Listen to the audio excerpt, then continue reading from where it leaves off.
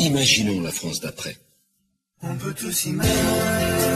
On sait parfaitement bien que c'est pas 29 ministres autour d'un Premier ministre, que c'est pas un nouveau président de la République qui changera tout. Un mot, si vous me le permettez. Rien ne ressemblera plus à la France d'après l'élection présidentielle que la France d'avant.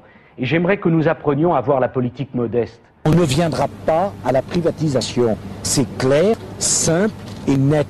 Il n'y aura pas de privatisation d'EDF et Gaz de France. C'est clair, c'est simple et c'est net. Il est en effet clair qu'EDF et Gaz de France doivent pouvoir lutter à armes égales avec leurs concurrents. Pour cela, nous devons les transformer d'établissements publics en sociétés anonymes.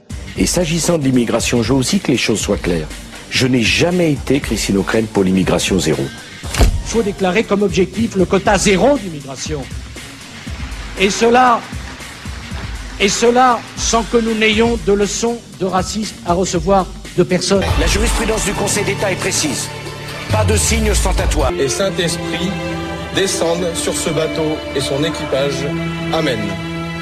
J'ai considéré que l'idée de mettre des caméras vidéosurveillance n'était pas une bonne idée. Je ne vois pas en quoi et qui peut penser que mettre des vidéos à un certain nombre d'endroits, ça soit un élément d'une société dictatoriale.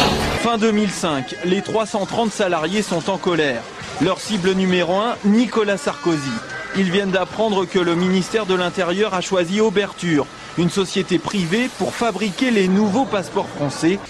Alors j'ai déjà vu des reportages malhonnêtes, mais de cette nature c'est assez rare. Je vous félicite. Il y a eu un appel d'offres, madame.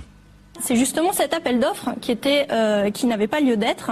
Le Conseil d'État a en effet confirmé le monopole de l'imprimerie nationale sur la fabrication des documents officiels sécurisés, dont les passeports électroniques, et ceci selon une loi de 93 qui, ironie du sort, avait été signée par Nicolas Sarkozy, ministre du Budget à l'époque. Sur les 15 pays de l'Union avant l'élargissement, il y en a 14 qui ont un ministère d'immigration, un seul qui n'en a pas, c'est nous. Parmi les 14, 6 n'ont aucun ministère ou secrétariat d'État spécifique. En fait, il y en a un seul qui a quelque chose qui se rapproche un peu de ce que M. Sarkozy propose. Ce sont les Anglais. Vous aviez promis, en quelque sorte, que vous protégeriez énormément votre vie privée. On est suivi par des photographes, c'est comme ça, je m'en plains pas, mais ces photos ont été volées. La Guyane, une pirogue, un couple qui affiche sa réconciliation. Cécilia est de retour et Nicolas Sarkozy entend le faire savoir. Il s'était engagé à rester discret et à ne plus mélanger les genres. Une promesse vite oubliée à 10 mois de l'élection présidentielle.